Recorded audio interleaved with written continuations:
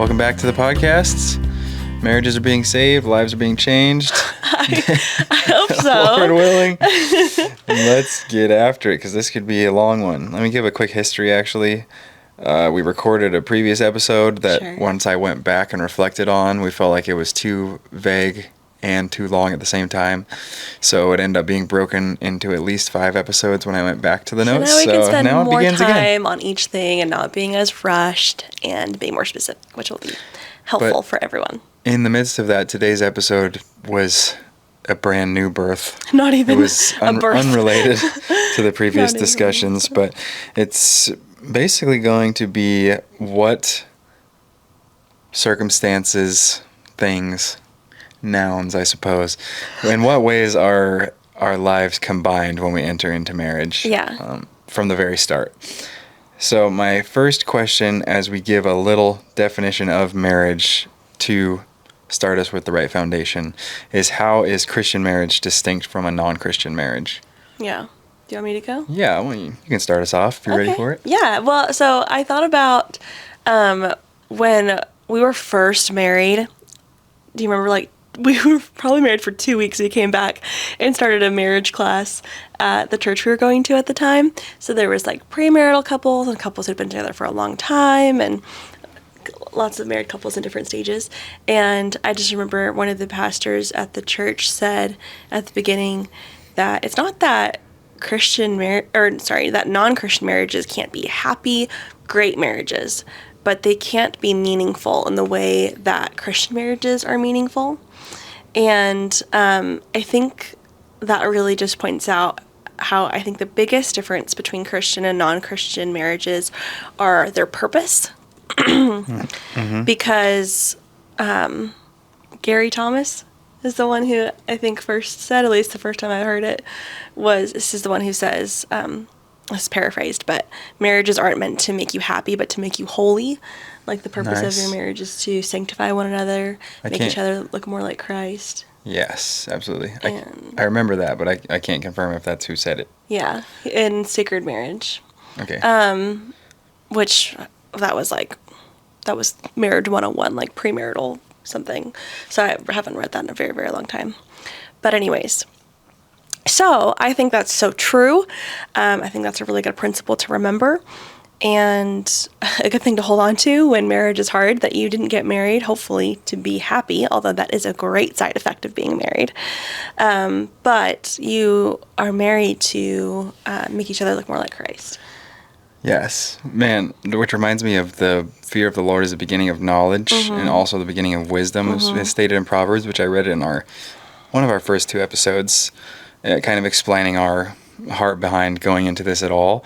And that just reminds me right now, oh man, I have to read this. So this is 2 Corinthians 4, and the beginning of it just came to mind, and I think it's very related to this. I'm going to start at verse 2.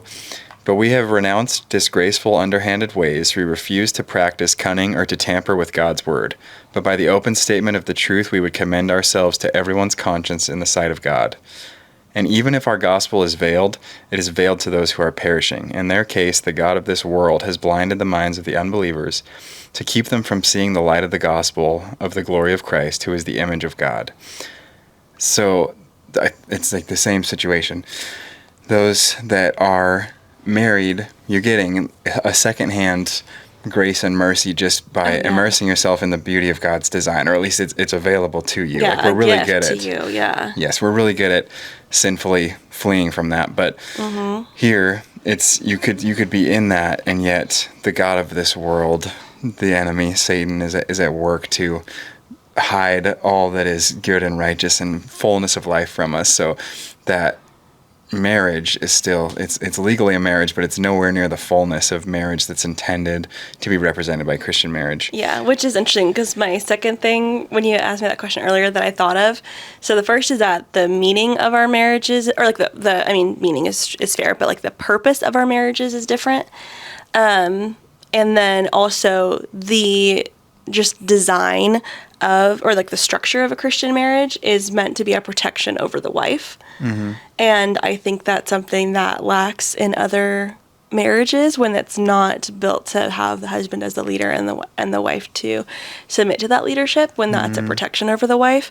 And that's something that like worldly marriages don't have innately. And so I just think with those two things that I don't know what you're going to bring up next, but those two things that I mentioned and then that verse that you mentioned, like if you are listening to this and you're not a Christian, those two things that I listed might make you think, oh, I do not want a Christian marriage, because you're not a Christian, and that's okay if that doesn't sound good to you because you don't share the same. It's okay in a sense of you're allowed to do it. Right. It's You're missing out. You're missing out. Not it's okay great with a smile. Yes, amen. Yeah. And speaking of that, that's one of the breakout branches of soon-to-come episodes is the benefits of having the male authority over the household. I'm excited to talk about it. And I'm finishing up a book that it'll probably end up being a book club episode, basically, but it has all those topics included in it. So I'm excited for that. Cool. Yeah. All right, keep going. So let's look at this. Probably the most commonly quoted scripture in marriage ceremonies. First, I just noticed, here's another thing I just noticed in looking at the scripture, is the first time that for this reason a man shall leave his father and mother and hold fast to his wife. This is Genesis. And they shall become one flesh. Yes, is Genesis 2:24. And right before that, it's God made woman in verse 22 out of Adam's rib. Verse 23, the man says, this at last is bone of my bones and flesh of my flesh. She shall be called woman because she was taken out of man. Yeah, which is beautiful. And then this statement, in my head, I had this as a continuation of that quote, but it's just a statement of scripture. There's the quotes end with Adam in that last verse, and then it starts, therefore a man shall leave his father and mother. So this is just the word of the Lord.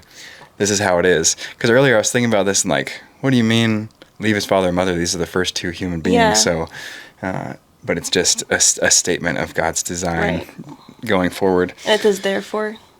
Yeah. So you got to see what the therefore is there for. So you look at the verses above. You're almost hired. Almost? Yeah, you didn't qualify. Why not? We'll get back to that in a few episodes. I'm so confused. But I'll continue on that. So that same, for this reason, a man shall leave his father and mother, is quoted by Jesus in Matthew 19 and Mark 10. And then the passage specifically that most often is used in wedding ceremonies is Ephesians 5, 31 through 33. It was in our wedding ceremony. It's a good one. Love it. So that verse 31 in this case is what I just read. That's also in Genesis 2. And then verse 32 in Ephesians 5 says, this is a profound mystery, but I am talking about Christ and the church. I could probably stop there. Come back to the next verse. But we maybe kind of already said this, but getting to be the reflection of Christ preparing to return to his bride, but to protect, instruct, and prepare her really for the fullness of joy that Christ said he has for us in life is, I think, a reasonable summary of a husbandly duties in this sense. But getting to reflect that is something we get to daily meditate on. It's an impossibility to comprehend fully, but that I think really holds the fullness of what the distinction is between a Christian or non-Christian marriage. And then verse 33, which we'll come back to discussing later, is, however, each one of you also must love his wife as he loves himself, and the wife must respect her husband. So we'll definitely come back to that in more detail. I'm going to read actually, let's do this question here. Did you have some things in mind that we commonly hear at wedding ceremonies that aren't true? Oh, yeah. So, okay, I have one that was ceremony specific, and then another that I hear more in, like, the best man speeches. But is it okay if I share both of them? Oh, yeah. Okay, great. So the first, I know that you're thinking the same thing, is, and this is specifically for couples who've been living together before they were married or are not Christian, and the officiant during the ceremony will say something to the effect of, nothing new is happening here today. Nothing new and magical is happening. We are celebrating a love that already was. And, like, you're spending $36,000 to throw a big party for basically no reason is what I hear when they say that. For our fellow Instagrammers. Yeah, which we work in the wedding industry, so I cringe at contributing to that. But yeah, anyways, the idea that nothing new is happening is very unchristian, because what's happening on a wedding day is you are entering into a covenant between you and your spouse and the Lord. And ideally, you are going to become one for the very first time physically. And you're going to start living together and all the other things we're going to talk about, which should all be new things. And so that is a very special once-in-a-lifetime day where everything is different the next day when you wake up in the morning, because you wake up next to your spouse that you hopefully have not done before. So that is very different for Christian marriages. So that's one. The other that I hear mostly during best man's toasts is something like, all you got to know how to say, I've been married for years, let me tell you, I know this. Yep. All you got to know how to say, they're speaking to the groom, is 4 words. First are, I'm sorry, and you're right, or something like that. Mm-hmm. And that's it. And that's like, that is so patronizing to women. It's like, so, to both men and women. Yeah. It's so dumb. Like, and it's so backwards, because the husband is supposed to lead his wife. Yeah, nothing says, like, lean into your innate passivity. Yes, exactly. Like, just you have no authority in this place. You have no power here. Yeah. Yeah. And so it's patronizing to I don't even think patronizing is the right word, but just belittling to the husband. And then to the wife, it's like, you're crazy. Nothing you say. We know you're going to demand control and be too difficult to go up against. To reason with, So you're just going to be unreasonable. So he'll just have to blow you off with pleasantries until you shut up about whatever you care about. Not a good start to the commitment. Not good advice. So those are my 2 things. Yeah, that's good. No, we could have a lot more. There's so many times that Josh and I look at each other and we're like, yeah. So, once we got into that here, I'm like, we could totally have that as its own episode of discussion. But that probably wouldn't be kind. Let's fast forward. So, well, I mean, it might help people prepare. Yeah, for hopefully. Speeches and vows, true. You know? Yeah. Here's one thing not to say is start your toast with, for those of you who don't know me, I'm. That's true. It's fun. I mean, it's fair, but it's annoying. Well, I'll continue. Okay, I'm going to read this to get us started in our main section here. This is C.S. Lewis in the Christian Marriage chapter of Mere Christianity. He says, quote, "The Christian idea of marriage is based on Christ's words that a man and wife are to be regarded as a single organism, for that is what the words one flesh would be in modern English. And the Christians believe that when he said this, he was not expressing a sentiment, but stating a fact, just as one is stating a fact when one says that a lock and its key are one mechanism, or that a violin and a bow are one musical instrument. The inventor of the human machine was telling us that its 2 halves, the male and the female, were made to be combined together in pairs, not simply on the sexual level, but totally combined." End quote.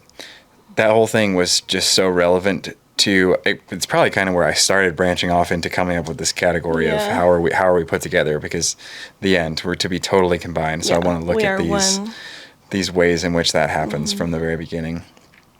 But also, I definitely missed a big thing, and when I was addressing I'm talking about Christ in the church, in Christ laying himself down. Yeah.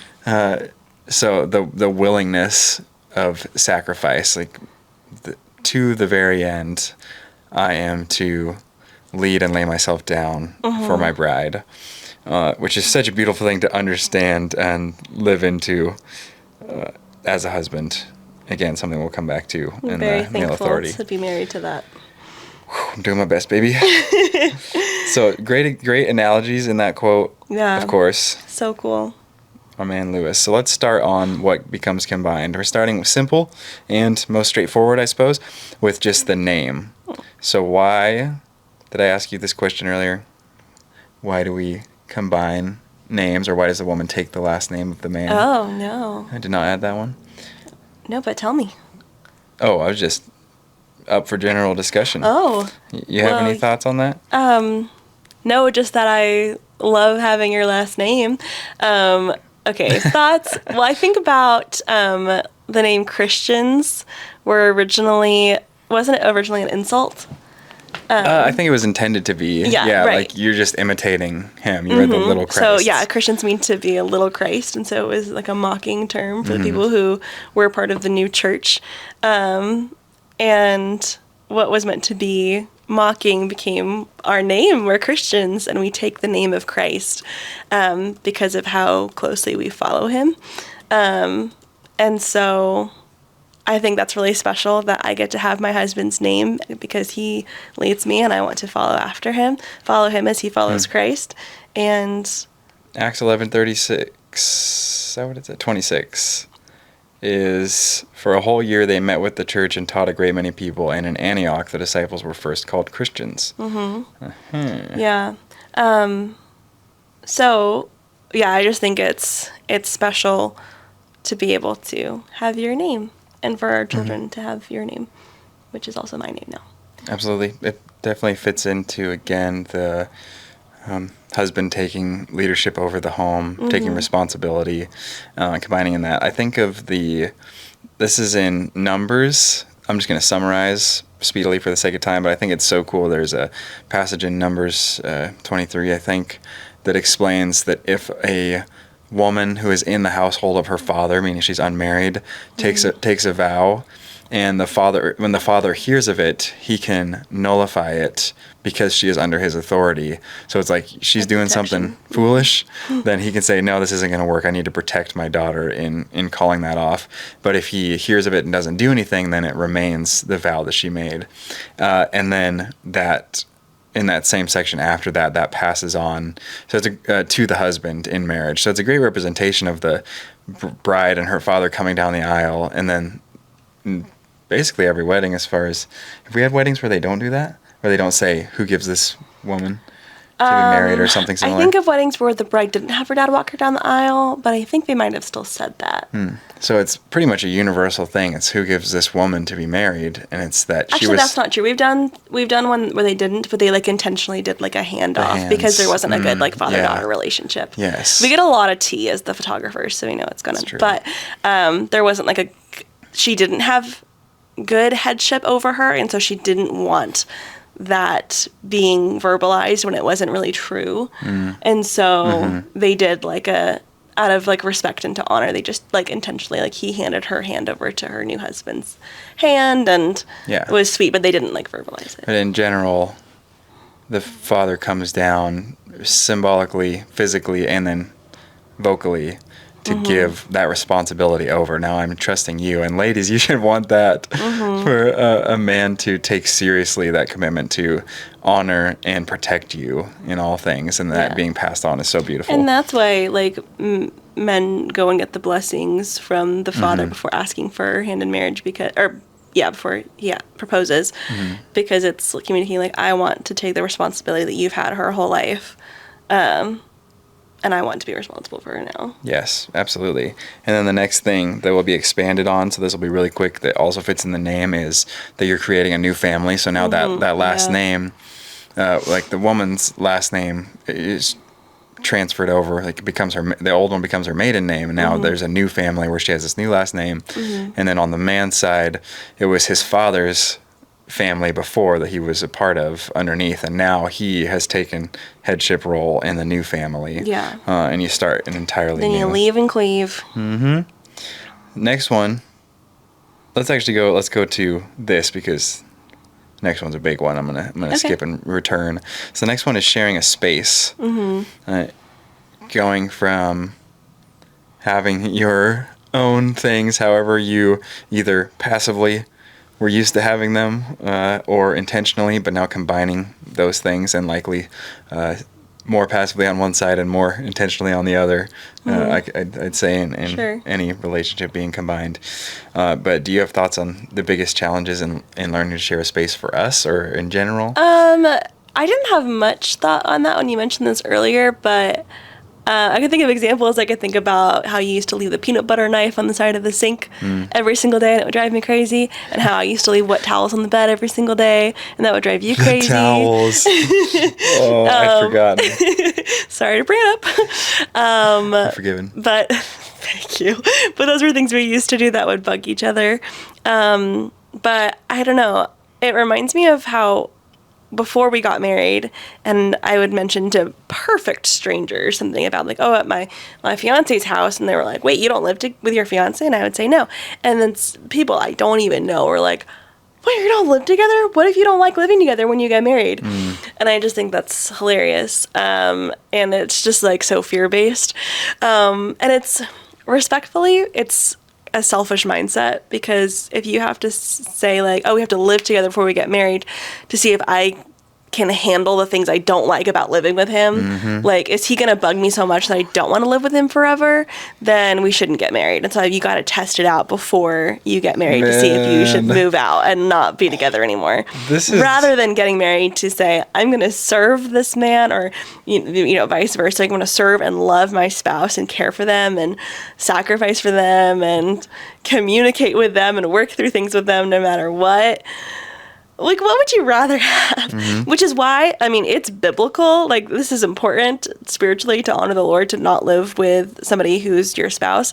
But let me tell you, with my bachelor's degree in psychology, that there are peer-reviewed studies that show evidence that cohabitating, meaning living together before you're married, plummets the likelihood of the success of that relationship or marriage. I don't know why I wouldn't expect you to go straight to this on this question, but I just wasn't ready in the moment. I didn't think about it earlier until just now.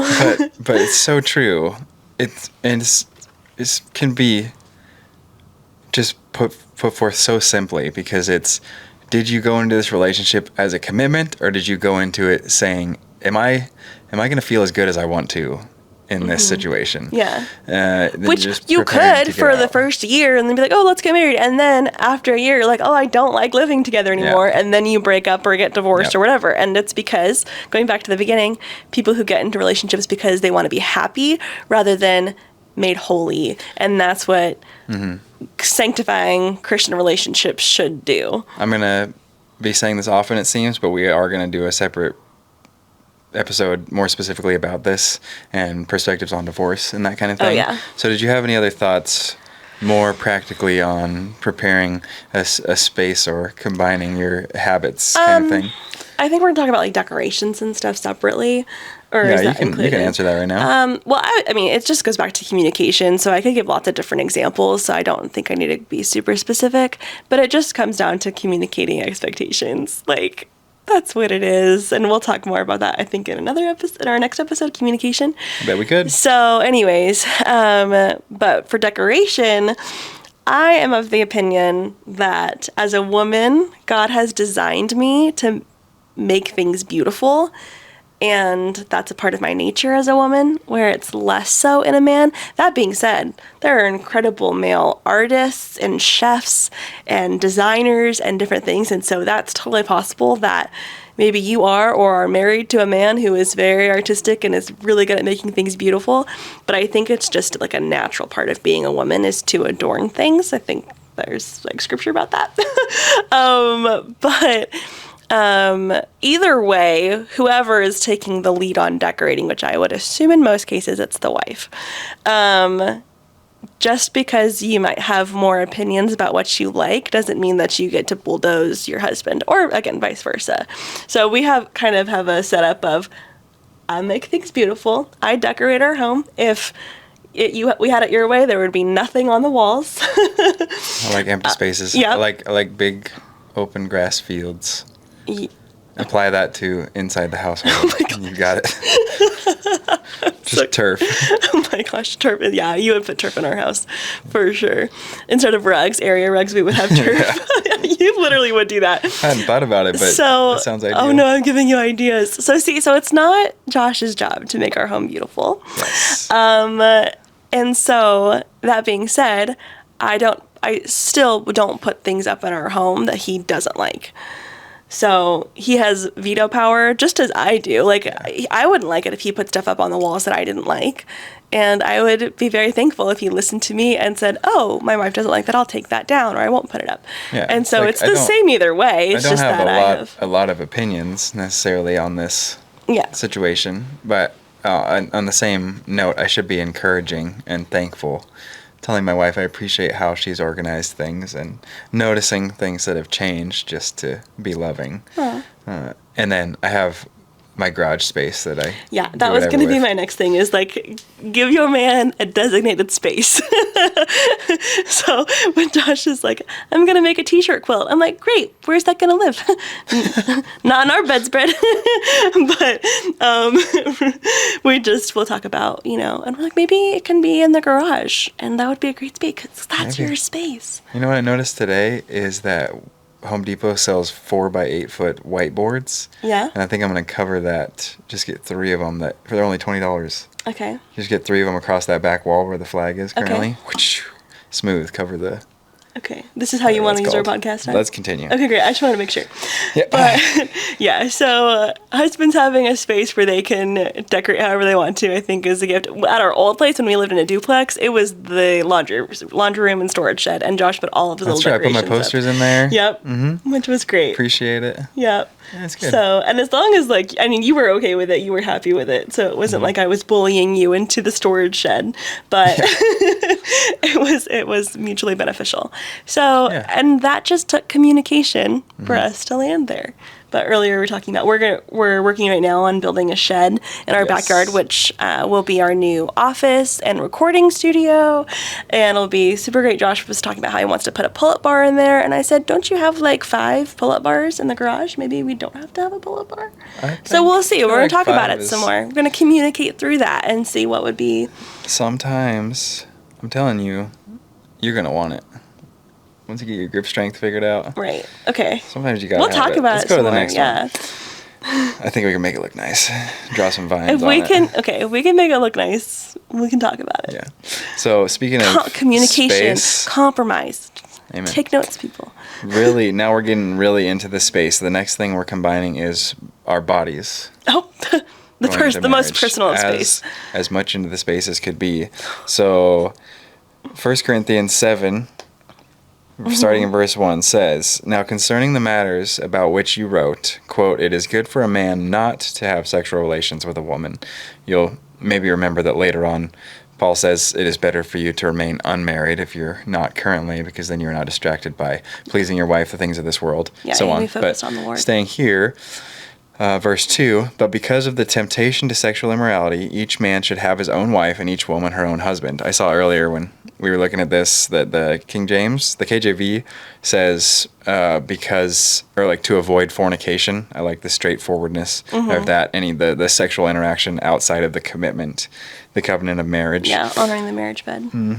Verse 3, "The husband should give to his wife her conjugal rights, and likewise the wife to her husband. For the wife does not have authority over her own body, but the husband does. Likewise, the husband does not have authority over his own body, but the wife does." I'll stop there. Yeah. So, as a wife, as you know that you are, Sure. what do you have any? I just feel like if you come at this from taking on our current societal perspective, I mean, it's like most things that are going to come out of Scripture that would be beneficial to our lives in general are going to be frowned upon by a world that's blinded to these things. People misinterpret this verse. People use this verse for abuse and that's true. totally abuse this verse. But that's obviously not the intention of this verse. This verse is like all passages about marriage in the Bible are designed to be a protection over the marriage bed, the husband and the wife. So, yeah. But what was the question you had for me? Well, as a wife, does it, I guess specifically this, the wife does not have authority over her own body, but the husband does, and then it says the opposite. What response does that give to you? Does that make you feel protected or concerned, that kind of thing? Yeah. I feel, I have so many thoughts. I think it's a great verse. Big fan of this verse. No qualms with it, to be clear, but there is a lot of different things I think about. The very first thing I thought of was Romans 12:1 that says, "Present your bodies as a living sacrifice, holy and acceptable to God, which is your spiritual worship." So I thought about, we're supposed to present our bodies as a living sacrifice and all the different things that means, and I think it could be applied to this passage when you are not in the mood and your body is not your own, first it belongs to the Lord. It's a gift for you, and then it belongs to your spouse. And you're meant to honor the Lord and your spouse. And so I thought of that. Obviously, this is specifically about the marriage bed, this passage, but your body's a living sacrifice, or should be all the time, in many different ways. But yeah, basically this verse to me means in practical application that I don't get to just blatantly turn down my husband when he pursues me maritally. I don't just gonna say, no, I don't like you, I don't want to, or like whatever. I have a general rule, and we've communicated this, I don't remember the last time we talked about this, but where I can reschedule or postpone. Yes. But I limit myself to doing that one time per pursuit. Good choice of vocab. So I'm trying to be careful. So if it's the evening time and I have had the longest day and I'm so exhausted, then I can request a postponement to the next morning or the next evening or whatever, next nap time. And then this is actually really helpful specific advice in knowing that it's pretty much at any time I'm ready. Yeah. And then for you, there's the pursuit that needs to happen, which in general, I mean, just I should be affectionate towards you. Please and thank you. And then I think I can postpone, like, honey, I love you. Now is not a great time. That was what I was going to say next. I'm so thankful. You don't, even in the postponement, you don't go, bro, no way. Do you know how tired I am? Like, you have to, like, be kind and loving and mutually agree to that. Well, yeah, the mutually agreeing, this goes without saying, but would go either way, obviously. It's not like, and then out of that, so it's like my wife, I want to make love to my wife. She is saying this is not a good time for it. Now I'm not going to respond with, oh, why would you treat me like this? Yeah. But he can respond and communicate his needs of, temptations he's experienced or whatever, and then I can choose to respond to that and say, you know what, I'm tired, but let me help you and serve you and love you. And that's just communication. So it's, Communication and sacrifice. Yeah. To honor and love one another. But that verse, if we could go back to the verse before the verse 4, in the New King James Version, which is not the typical version that I read, but it was the version that I read in a study that I really liked. The verbiage was, so verse 3 of 1 Corinthians 7, let the husband render to his wife the affection due her, and likewise also the wife to her husband. Then the following verse says the wife does not have authority over her own body, but the husband does. So, okay, the connotation of the words in verse 3 says, render to his wife the affection due her. So affection, I think, far more has a connotation of like romance, like a romantic pursuit, like you just spoke to, and how important that is for me. And then the following verse 4 that we were just talking about, the wife does not have authority over her own body. And body has a connotation clearly of being like more just physical in nature.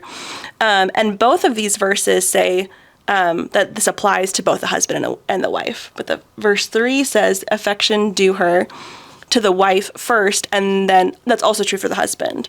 Following verse, the authority over her own body. So the husband has authority over the wife's body, and so does the wife over her husband. I don't know if I spoke too quickly or if that was confusing, but basically, I don't know if you've heard this one before, but who said it in the podcast, but like men are like microwaves and women are like slow cookers. And I just think that is so true. And so women more often need more affectionate pursuit, romantic pursuit, and men are ready at any given moment.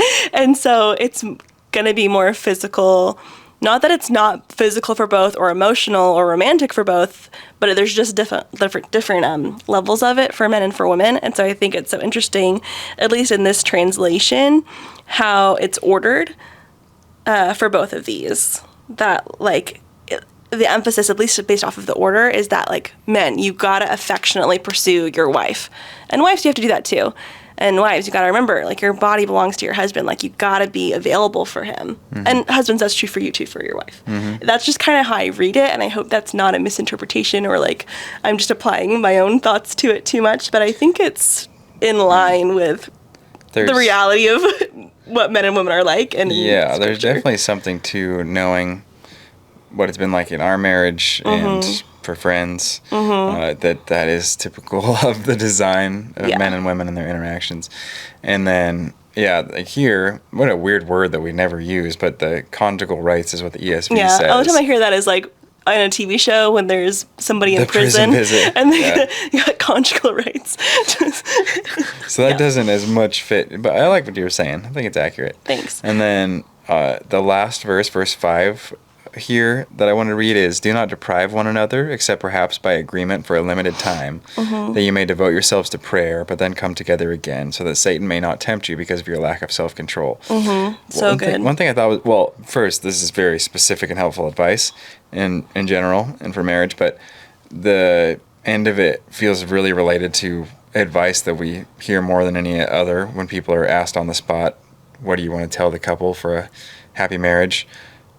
Don't go to bed angry, which comes from that verse that I'm blanking on the location of. But don't let the sun go down on your anger. Give the devil a foothold. It feels like it's really on the same vein. Oh, another quote, this is not a Bible verse, but a quote I remember from before we got married is, the enemy will do everything he can to get you into the marriage bed before you're married, and everything he can do to keep you out of it after you're married. And that really, I think that is based off of this verse. Like, don't let Satan tempt you because of your lack of self-control and because you're not one regularly with your spouse. And so I'm reminded of that frequently. Like, I don't want the devil to have a foothold in our marriage. So we're going to enjoy one another. We're going to have marital time. And the last thing I wanted to say about this scripture and like what my opinion is as a woman of like being obligated, or like my husband having authority over my body and that obligation, what that means as an obligation to me, is like, what an awesome obligation that is. That I have, like, all the obligations that I could have as a wife. Like, the Bible could say, you are obligated to give your husband a back rub every single day. And instead, the obligation is that, like, I have to be obligated to experience incredible pleasure. Like, some of the best pleasure that you can have, like, probably the best pleasure you can have on earth.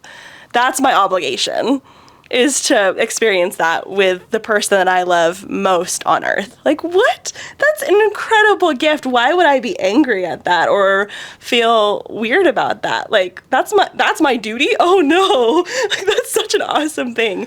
And I think, we just are listening, like, as women, I think are listening way too much to culture and influences. I know a lot of women, I've had friends who have had issues like with pain, and whether that's from like past trauma or physical things like illness and things that have caused physical pain during sex with their husband, and they don't do anything about it. And I think that's really bad. Like, that's not your fault to begin with, but like then you have to figure that out, because one, you're missing out on incredible pleasure, and you're innately depriving your husband because your husband wants to please you. He wants to give that to you, and you're depriving both of you. Yeah. To be able to share it.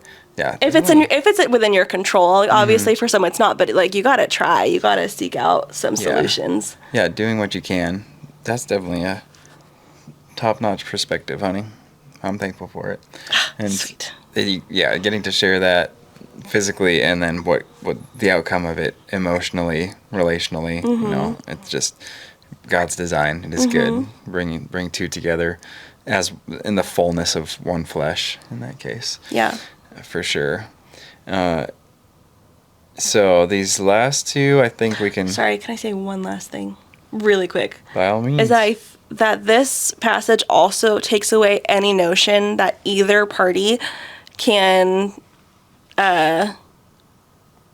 engage in this with bitter or groaning attitude.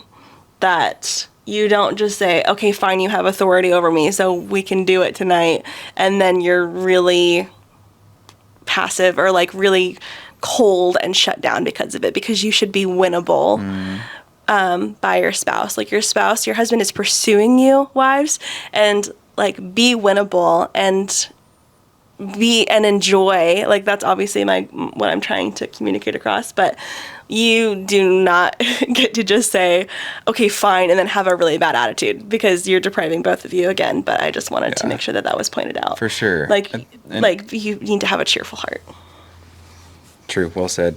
Relatedly, husbands don't just, this could go either way, I guess, but more likely to the husband, you don't get to just demand that it takes place. And like, kind of what I was saying about being frustrated, that doesn't work either. Like, you communicate, the rescheduling is great, but you don't get to demand it, because that would not be being honoring and protective of your bride. And then, like you were just saying, in the fine, kind of the dismissive, dishonoring, and unsubmissive at the same time. It's like you both have to be fully loving to the other one. Yeah.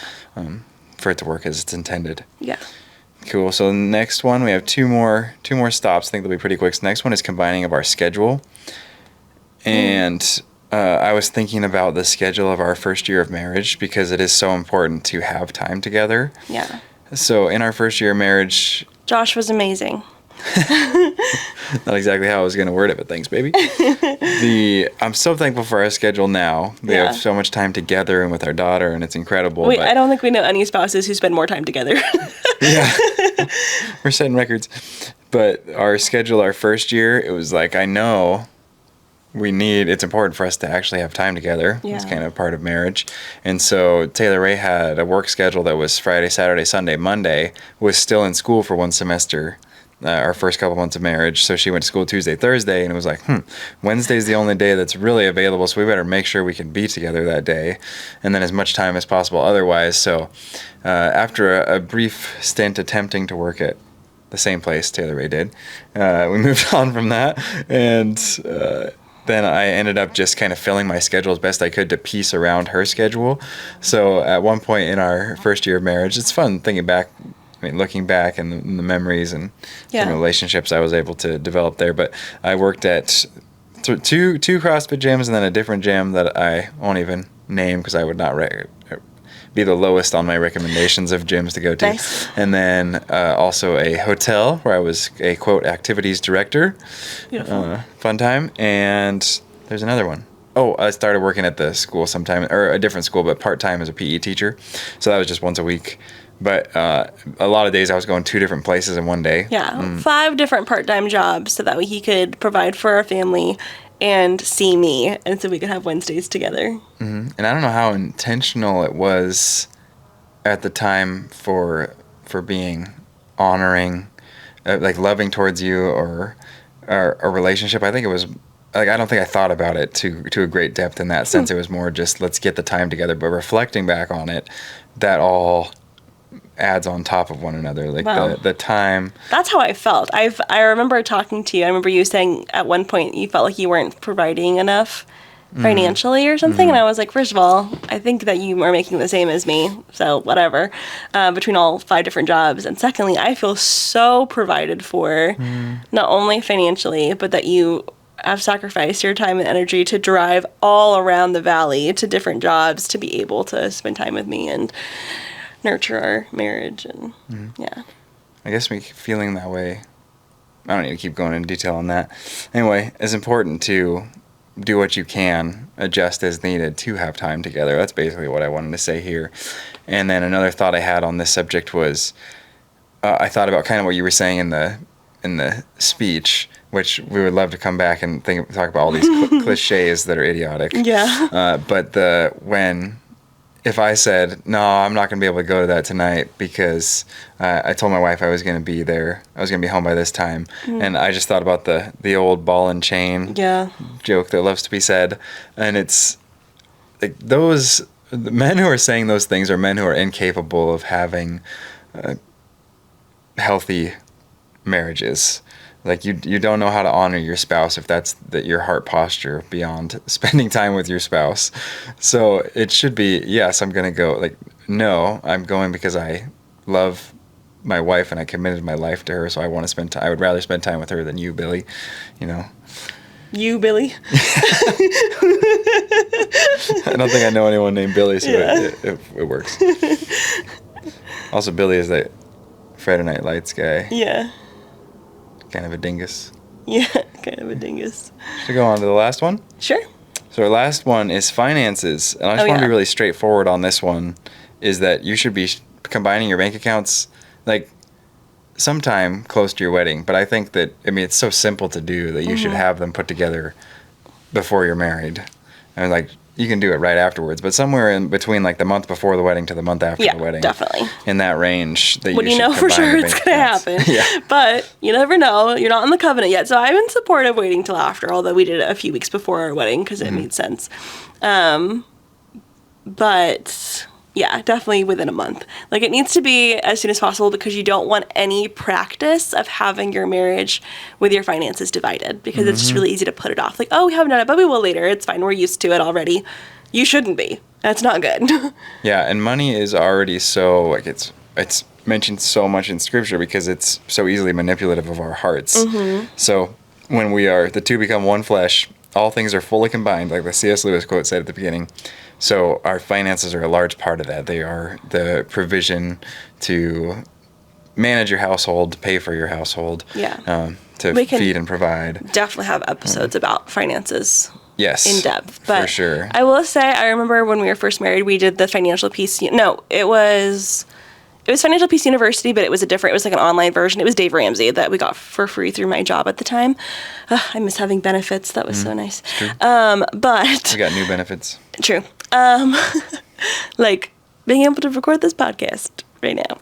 Anyways, but I remember Dave Ramsey saying that every marriage fights about money. If you've been married for more than 15 minutes, you've probably had a fight about money. And we've been married for a few months at that time, and we're like, we haven't had a fight about money. And I don't think we've ever had a fight about money. Have we ever fought about money?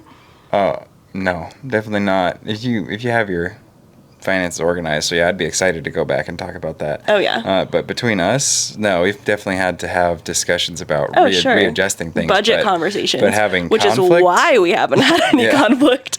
Don't we've let it build. communicated. Yeah, so it's definitely possible. All my pull-up bars I had to return. Yeah. So, all that to say, there's nothing else to say about it. Just put your accounts together. Yeah. Put the accounts together. You are one, so make it so. It's not my money and her money. She spends it on that, and I spend it on this. It's our money, and we agree on what we're going to spend certain amounts on. Right. That's that. Yep. Put it together, and be blessed. And then you're married. And then you're married?